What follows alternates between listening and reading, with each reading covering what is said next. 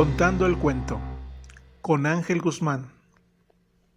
Entrar y consultar y hasta descargar. Creo que antes no se podía, pero ahora se pueden descargar las tesis. Todas. No es una dilemas de movilidad. Y como que hay un montón de conceptos, o diríamos terminologías un poco vagas, pero que ayudan. Por ejemplo, orden emergente. Yo lo uso mucho como que es que estamos en un orden emergente. La gente dice, ¿qué es eso del orden emergente? Pues es que todavía no estamos todavía en lo anterior, ya dejamos lo anterior, pero todavía no estamos en un nuevo orden, estamos en un orden emergente, en un momento de transición. Entonces yo uso mucho orden emergente, también dilemas de la movilidad, hablar un montón de fenómenos que están dentro de ese orden emergente que me parecen de interés, fenómenos interesantes dentro del fenómeno de la creación y del desplazamiento transfronterizo, sobre todo de fronteras internacionales. Y pues eso es lo que quisiera que comentáramos, como dilemas, algunos dilemas que, no todos, algunos de los dilemas que son interesantes para esta cuestión.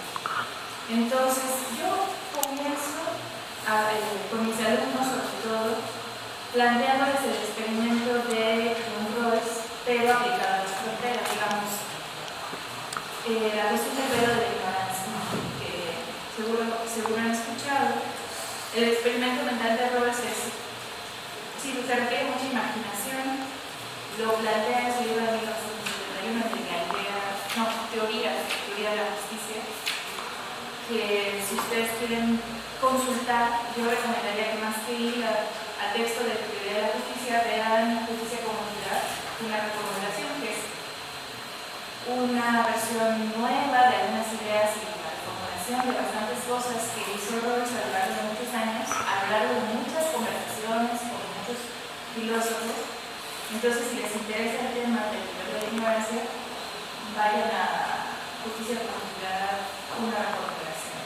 Pero originalmente, la primera versión fue en este texto que de la justicia, y la idea es suponer un momento, una posición original, un momento inicial. Mis alumnos, que además son señores que siempre piensan como en el antiguo Buenos Ángeles, el momento antes de venir a este mundo, etc., donde de manera abstracta tienen que juntarse con los miembros de la comunidad que van a formar para decidir cómo es el mundo que quieren construir o cómo es la comunidad. Es como Royce más bien lo plantea, más acotado, pero podemos pensar más integral. ¿Cómo es el mundo que quieren construir sin saber un montón de información? Porque hay un velo metafórico que les tapa y que les impide saber cómo serán cuando nacen. Entonces, parece sencillo, de hecho, parece sencillo de entender, pero difícil de hacer. No saben, por ejemplo, si van a nacer como hombres o como mujeres, no saben con qué expresión de género van a nacer, con qué expresión sexual, no saben nada de esto, no saben si van a ser blancas, negras, morenas, negritas, pobres, ni tampoco en qué país van a nacer, ni en qué tiempo, no saben si les va a tocar nacer en medio de una guerra o en medio de un periodo de paz, no saben si van a poder utilizar las dos piernas, o si van a tener que desplazarse en silla de ruedas. Imagínense todo, yo aquí estoy poniendo muchos escenarios, pero todo. No saben tampoco si van a depender de otra persona para, por ejemplo, alimentarse o para funciones básicas, no saben, por ejemplo, si van a nacer en una familia donde alguien depende de ustedes para estas funciones, es decir, si van a ser dependientes o van a tener personas dependientes, si van a tener una carga de nacer en su familia o por cualquier otra razón para moverse que quieran alimentarse. No saben si van a vivir muchos años, si van a tener una vida sana, si van a vivir una vida corta, con enfermedades, no saben cuáles van a ser sus talentos, cuáles van a ser sus habilidades, o si van a tener algún talento o alguna habilidad, no saben nada. Entonces no sabe ninguna dimensión de la identidad, se supone que esa es la posición original correcta, y al no saber nada de esto, que las decisiones que se tomen respecto a cómo va a ser la comunidad y las instituciones pues serán como lo más amplias, no cercanas a ningún rasgo identitario particular, supuestamente, esa es la idea. Entonces, la idea es que se juntan estas personas que tienen toda esta ignorancia, el cerebro de la ignorancia, y van a decidir todo en este mundo. Entonces, igual, para Rawls este era como un sistema, bueno, un ejercicio que permitía consensuar una sociedad justa. Y bueno, y algo que es interesante es que además habla, cosa que es muy rara, pero bueno, es que es un diálogo entre personas ignorantes. Entonces sí, no dice una persona va a pensar todo esto, sino que dice diálogo con otras personas que igualmente son ignorantes, hipotéticamente, cómo harían esta sociedad. Entonces se tiene que decidir todas las instituciones, qué instituciones va a haber, lo que ustedes quieren, si va a haber cárceles, si va a haber sanatorios, si va a haber residencias para personas de la tercera edad, si va a haber un sistema educativo gratuito, universal, o si va a ser mixto, qué va a pasar con la salud pública, con la seguridad social. Todo se tiene que pensar sin sesgos, es decir, sin sesgos para ningún tipo de rasgo identitario, de rasgo predominante o facilidad para cierto grupo o dificultad para algún otro, porque técnicamente cualquier persona podría tener características que lo pusieran en una circunstancia trascendental. Y bueno, Rawls hace buen trabajo en poner toda esta situación, pero algo que no hace también, no hablaremos de eso aquí, pero no hace también es pensar la cuestión de las fronteras. Entonces, pero a mí me gusta pensarlo así, como en esta posición original, elegiríamos un mundo con fronteras o elegiríamos un mundo sin fronteras. Como igual no se sabe dónde se van a hacer, pero se puede pensar si se quieren hacer en un mundo con fronteras o incluso más detalle, es decir, con qué tipo de fronteras administrativas, restrictivas, nacionales, con qué tipo de organización a este respecto. Y esta reflexión nos hace ser un poco más sensibles de los dilemas de la movilidad y de las restricciones y formas que nos afectan las fronteras a muchos aspectos de nuestra vida, nuestro bienestar, nuestras opciones, nuestras decisiones, incluso lo que podemos hacer o no hacer en la vida puede estar determinado por en qué lugar nacimos o en qué lugar de la frontera estamos, hacia dónde podemos ir, en qué condiciones, qué tanto nos va a costar, cómo lo vamos a tener que hacer, qué tanto nos va a costar conseguir una visa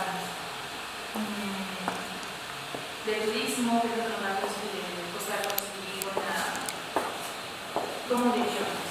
Sí, una visa de trabajo, un permiso de trabajo, etcétera. Todo esto está determinado por estas cuestiones. Entonces, déjenme usar mi presentación. La gráfica, creo que sí, más o menos la pueden ver. ¿Qué son las fronteras? No solo qué son, porque pueden ser muchas cosas, sino qué terminan por significar o qué terminan por representar.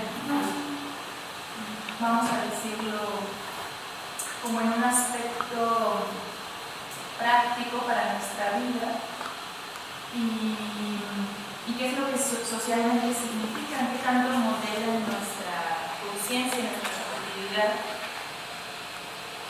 o de qué manera, qué tanto, de qué manera, y yo pues parto que no son arbitrarias, es decir, es toda una discusión si hay fronteras naturales o si todas las fronteras artificiales.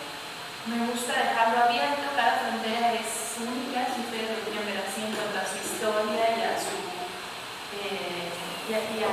consecuencias que plantea para las personas su existencia. Entonces no es fácil hablar en general, donde me encuentro, pero no son arbitrarias, aunque sí hay algunas que son naturales.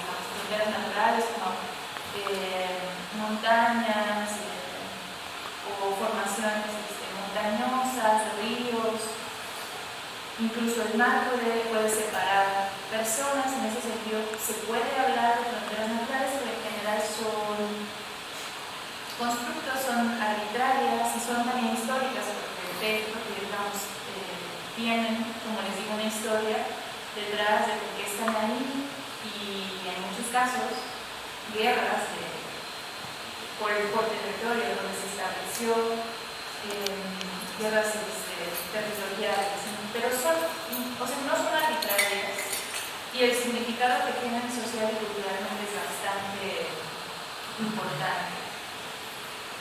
Entonces, vale la pena la reflexión. Yo aquí les puse una frontera terrestre, creo que esta está entre Argentina y Uruguay, si es que no recuerdo. Sí, eso creo. Una frontera más o menos tranquila. También está esta idea de que son líneas.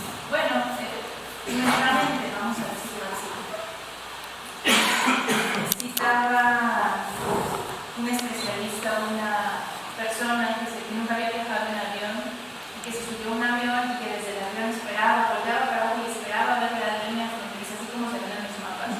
Si volteaba para abajo, así como, ¿de dónde está la frontera? La quiero ver, porque a veces en nuestra mente, bueno, por los mapas y esta cuestión cartográfica, lo vemos como una línea tal cual.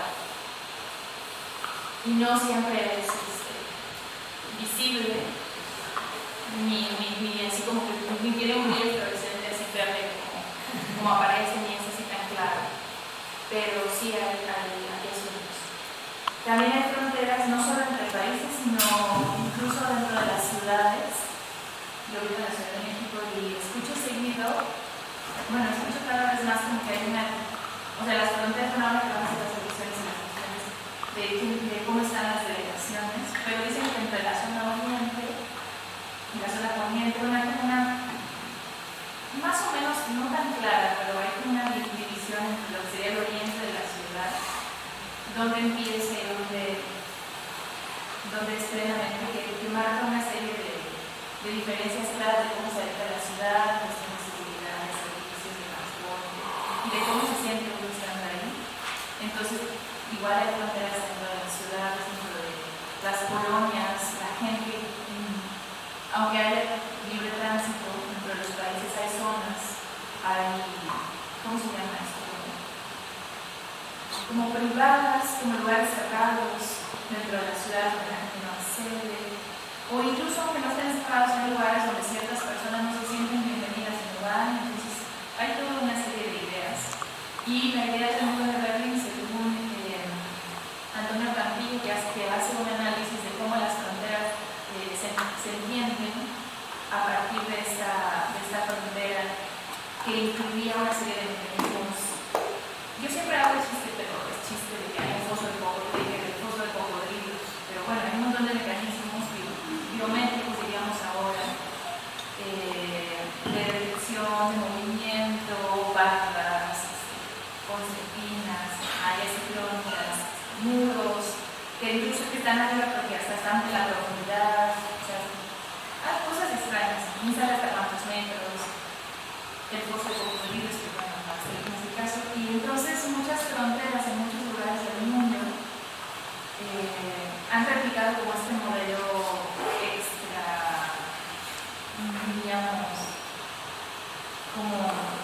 reforzado por diferentes razones.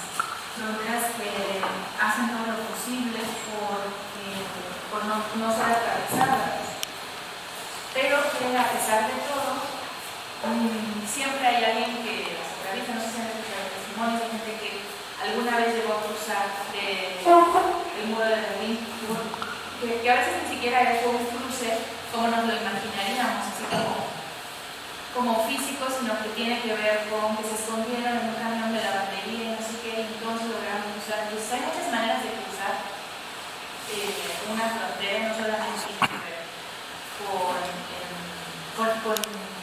con trepar y cruzar, sí, exacto, sino que más bien hay diferentes formas.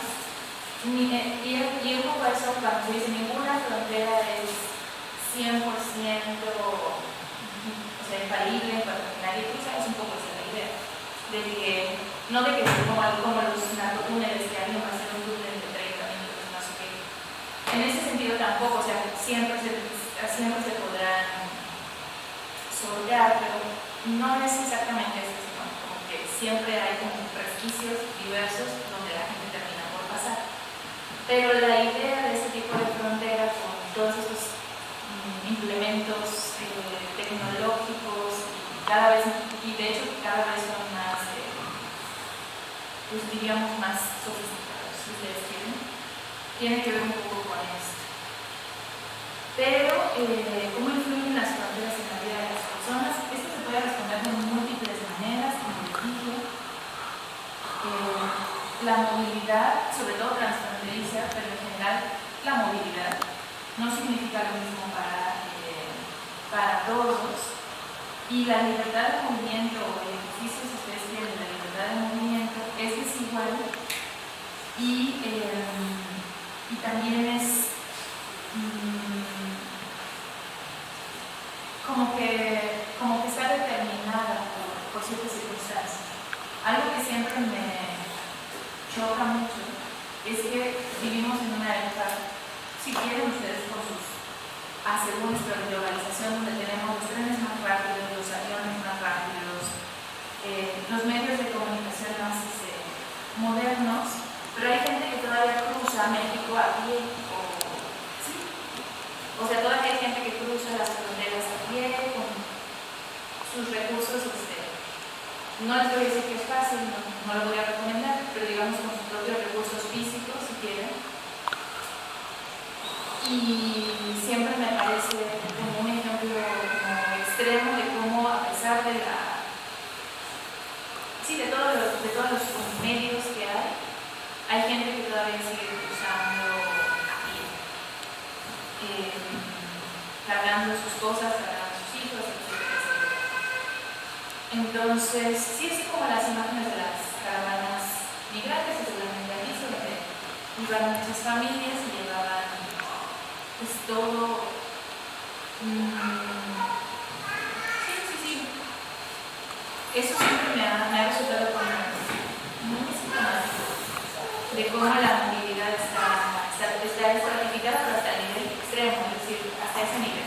Obviamente dentro de todo esto hay que estar gente que se desplaza en el tren, en camiones de rutas, en camiones. El clásico es que los conductores de los camiones denuncian a la gente que está cruzando de manera ilegal sus camiones, se les cobran y luego como que, sí, migrantes ilegales, avanzan como, bueno, yo lo imagino así, por lo que he oído, avanzan como 30 metros y como de, casual, la policía, quién sabe cómo se encontró.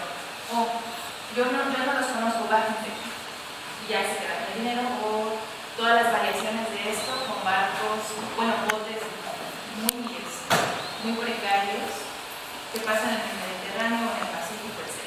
Pero bueno, la cuestión es que influyen en la vida de las personas de muchas maneras, pero el tema es que Bauman, por ejemplo, en varios de sus textos, pero ya que estoy citando esto de la globalización de consecuencias humanas, habla de cómo la movilidad se ha convertido en un factor estratificado, y de hecho es el factor, él dice que es el factor estratificador más poderoso y codiciado de todos. Entonces, bueno, siguiendo la cita, dice aquel a partir del cual se construyen y reconstruyen diariamente las nuevas jerarquías sociales, políticas, económicas y culturales de alcance mundial, y a los que ocupan la cima de la nueva jerarquía. La libertad de movimiento les otorga muchas más ventajas. Hoy vamos a hablar de quiénes son esos que están en la cima. Esto es controversial, pero hay algunos autores que hablan de la sutileza entre ciertos términos como migración y movilidad. De hecho, yo utilizo un poco indistinto, pero me han dicho, lo que es que yo siento que no es tan claro, por eso yo lo utilizo indistinto, pero han dicho que el término movilidad tiende a hablar como de élites, en cambio migración, como más bien es un término asociado como a bueno, como a migrantes de baja, ¿cómo le llaman? O sea, tampoco es un término como ellos, pero como migrantes de baja cualificación o de escasos recursos, ¿no? De escasos recursos o más que refugiados como forzados, gente que salió, bueno, con diferentes variaciones, a lo mejor se pudieron agarrar algo, hay unos que no pudieron agarrar nada, pero se habla más de migración y a veces en este caso, en este último caso ni siquiera es migración, es desplazamiento forzado.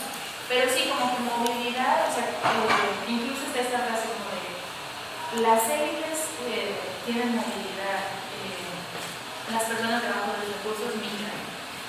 Pero, si yo estoy tratando con la distinción, tan lo veo claro que alumnos míos, que bueno, con mis alumnos no es un gran margen, cuando yo les doy clase y hablamos de migración, hasta creen que migrante es una palabra, o sea, creen que decirle a alguien migrante es insultable. O sea, por ejemplo, no sé si me estoy explicando, pero he hablado con ellos y como que tienen esta idea, así como de este maestro, usted dice que son migrantes, sí, pero decirles migrantes no es ofensivo, etc. O sea, incluso está tan permeada de cierta manera la palabra que las personas como mis alumnos la asocian con algo negativo o con un insulto. Pero yo lo veo distinta porque la movilidad puede ser más amplia y además permite como que inmigración es como más acotada al cambio de residencia, que además ni está tan claro qué significa, o sea, cuáles son las características que una persona tiene que cumplir en su desplazamiento para que se considere migración. Piensen, por ejemplo, los trabajadores agrícolas que van un tiempo, trabajan, o a veces meses, trabajan, o sea, por ejemplo, trabajadores agrícolas que van a Canadá y están allá 4 o 5 meses, regresan, están acá, en lo que resta del año, después vuelven a ir. Bajo ciertas definiciones, alguien diría que están migrando, porque tampoco están haciendo turismo, entonces es poco claro. Pero bueno, movilidad ayuda a entender ciertos fenómenos, pero yo lo uso distinto, pero en efecto he visto que en algunos contextos migración se asocia como la parte, diríamos, la parte de bajos recursos, ustedes tienen, y movilidad la élites. Esto de que están todo el tiempo moviéndose, viajando, y que además lo hacen de una manera completamente diferente. Por eso, según aquí Juan Bauman, cuando habla de las jerarquías sociales, económicas, políticas, culturales de clase mundial, que se generan a partir del factor estratificador que es la movilidad, tiene que ver con que moverse, al menos desde cierto punto de vista, y lo podemos discutir, genera ventajas. Quien está estático se está perdiendo, bajo una cierta lógica, se está perdiendo de ciertas ventajas, y quien se mueve tiene acceso como a diferentes cuestiones, a trabajos, a ideas nuevas, a oportunidades diferentes. Entonces la movilidad se ve actualmente como un factor bastante positivo porque permite está relacionada con aspectos positivos, aunque hay gente que se tiene que mover no porque quiera, o sea, que preferiría no tenerse que desplazar, preferiría quedarse en su lugar de origen, en su casa, no se ve como positivo bajo esa perspectiva, tenerse que mover, tenerse que desplazar. Pero en general la movilidad permite, alguien que, o sea, depende, pero alguien que se mueve de donde está puede acceder a mejores oportunidades educativas, a mejores oportunidades o a mejores salarios por el mismo trabajo que hacen actualmente, o como les digo, ideas, oportunidades diversas. Entonces la movilidad es un factor positivo y digamos es algo que se realiza y que permite ventajas, si quieren, ventajas sociales. Pero también depende de cómo se hace el desplazamiento, y como les digo, hay algunos que no tienen ningún tipo de restricción a la hora de desplazarse. Hay personas que no tienen prácticamente ninguna restricción, pasan en aeropuertos, pasan como, como, no sé qué dice, como un hombre de negocios, una persona ejecutiva, que tienen, que pasan en los aeropuertos, rara vez son detenidos, rara vez se les pide llevar su maleta o algo por el estilo.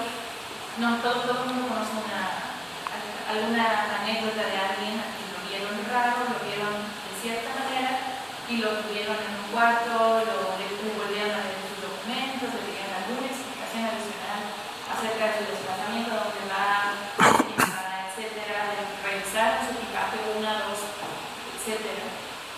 Y hay gentes que se desplazan por el mundo sin que nadie las detenga.